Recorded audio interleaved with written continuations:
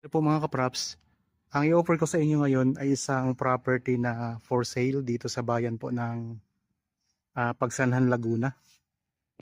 Ito po ay isang game farm na may sukat po na 7,600 square meters. Yan na ang frontage nito. Ito nang nakikita nyo mismo mga kapraps. Bali ang frontage nito ay nasa 60 meters. Mula po doon sa may gate na yon sa poste, papunta po dito. Ayan po. Mayroon itong mga katabing mga resort na rin mga kaprops. Ayan po, resort po yung katabi. Tapos itong kaharap, resort din po ito. Ayan, ito yung kaharap ng property. Itong direksyon na to, papunta po yan sa town proper ng Pagsanahan. Nasa 6 minutes travel time lang po. Ito po ay palibot na ng bakod. Kaya wala na kayong problema sa pagpapabakod mga kaprops. So ako nga po pala si Bads, ang inyong mga kasama po sa virtual viewing para makita niyo itong property. Habang kayo po ay nagpapahinga at nagre-relax dyan sa inyong bahay, sa inyong tahanan, samahan niyo po ako sa pag-ikot ng property na to. Ito yung bakod niyo mga kaprops. Oh. Mataas po, tapos mayroon na ring barbed wire sa taas ng bakod na semento. So dito tanaw na natin yung mga puno ng mangga. Tapos may mountain views tayong makikita. Doon sa may bandang likuran mga kaprops ayun. Wala nang problema, pasok na pasok po yung sasakyan dito sa loob ng property. May linya na ng kuryente at saka may source na rin ng tubig. Meron itong malawak na gate mga kaprops. Ayan. Tapos meron ding para sa daang tao na gate. Tara, pasok tayo.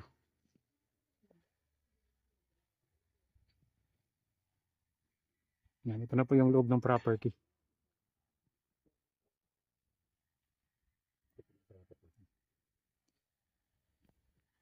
Ang lupa ay may mga tanim na rin na Carabao grass. So ngayon mga kaprops, maraming mga manok. Kasi ito ay isang game farm. Tapos meron din siyang mga tanim na mga prutas. Mga mangga, langka, may mga lansones din. Maliban po sa manok, kasama na po dito ang mga makikita nyo sa loob ng property mga kaprops. So ulitin ko lang po, hindi po kasama ang manok. Okay, ikot ko lang po ang camera. Palibot na po ito ng bakod mga kaprops.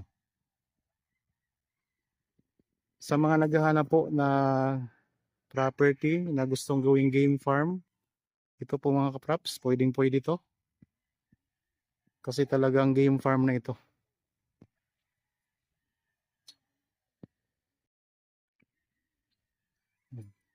Paikot ng camera na inikot ko na para makita nyo po. Para punta tayo doon sa may bandang likuran. Mayroon ng ano dito yung daanan ng sasakyan.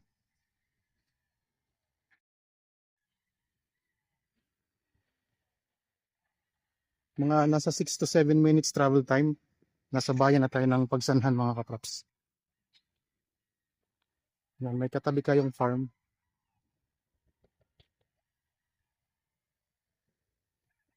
Nakabakod na po palibot ng property. Dito may mga puno ng niyog. Tapos may mga tanim din ng mga maliliit pang puno ng mangga. Mayroong kamyas. Tapos mayroon tayong mga mountain view sa likurang bahagi ng mga matatanaw.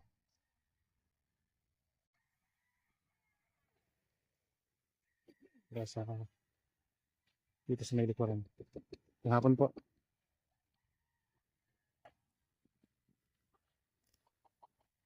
Ang presyo po nito ay makikita nyo o mababasa nyo sa description box at sa title nitong video.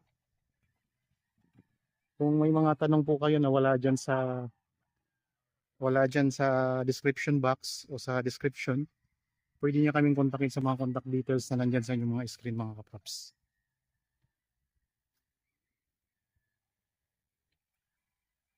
Meron din siya mga kulungan ng manok dito sa gilid. Diretso doon sa likodan.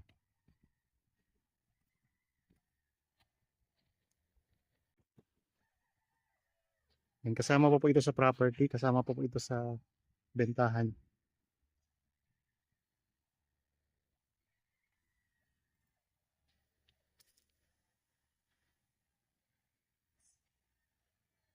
Dito na tayo ngayon sa may bandang likuran ng property.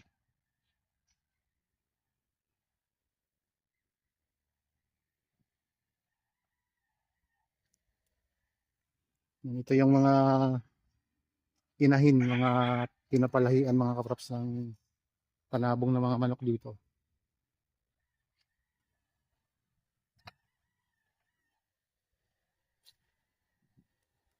Dito na tayo ngayon sa bandang likuran. Ito na po ang likuran ng property mga kaprops.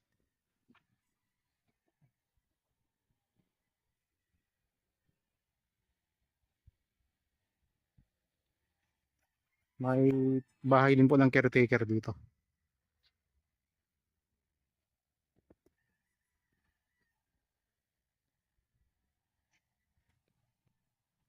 Patag na patag ang lupa.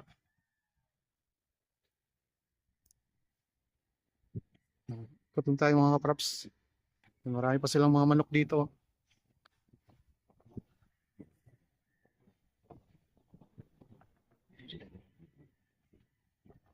Mga sisiw.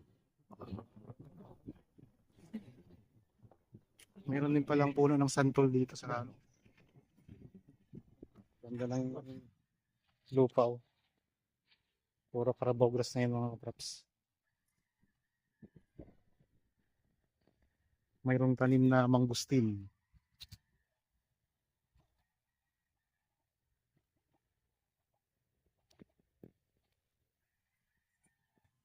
May puno ng mangustin.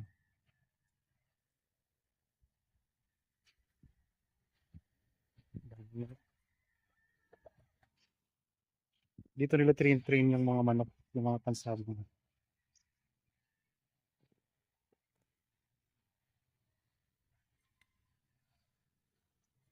Mayroon ding mangustin pa dito. Dalawang puno ng mangustin mga kaprops.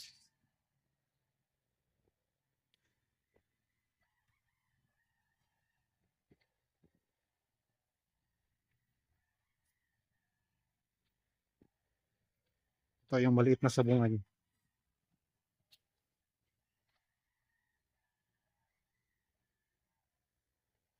Para makondisyon ang manok, dito nila tinitrain.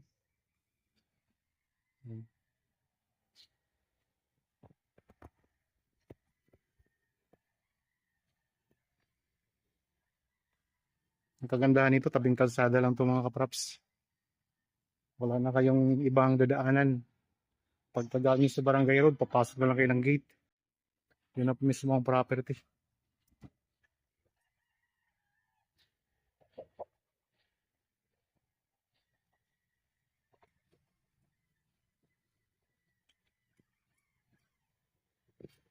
Ganda ng mga manok oh.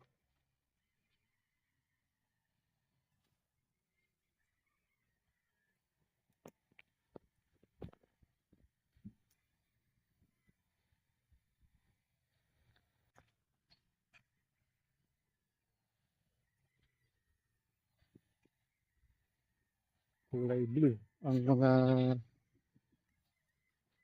silungan ng mga manok.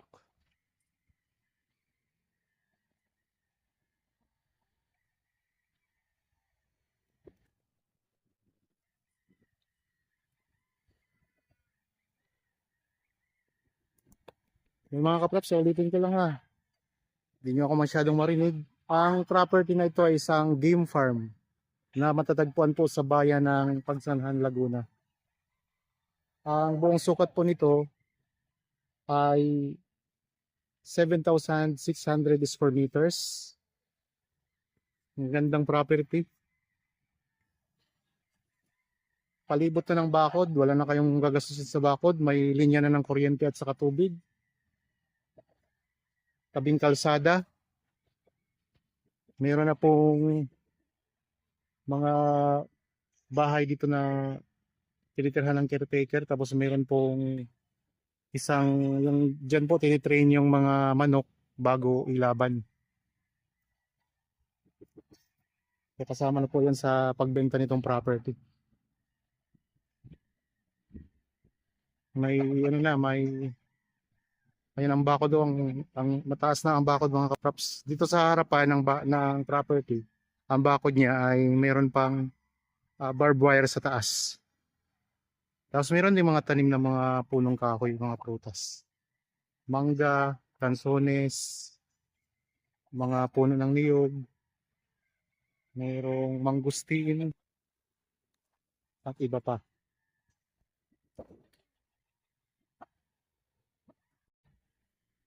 Okay, papunta na tayo sa labas mga kaprops.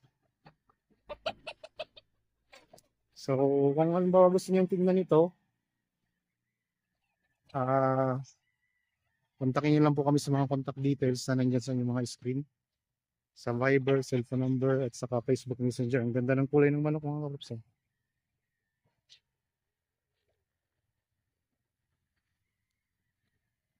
Balik na tayo dito sa gate.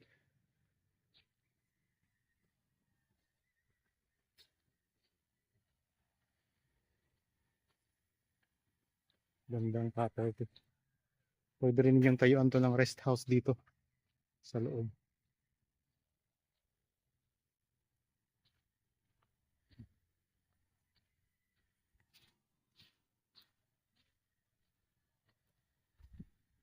Ito yung gate mga kapaps.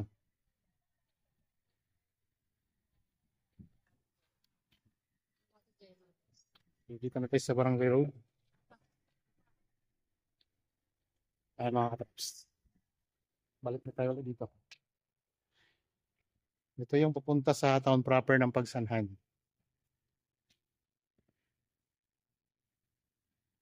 Dito po sa kabila, yan naman po ay pupunta sa iba pang mga barangay. Okay, maraming salamat po mga kaprops sa inyong panonood. Para po sa mga bago pa lang sa akin channel at napadaan lang po sa akin channel, huwag niyo pong kalimutang mag-subscribe at pindutin na rin po ang notification bell para maging updated kayo sa mga bagong property na i-offer namin. Maraming salamat po. Lagi tayong mag-iingat at God bless po sa ating lahat mga kaprops.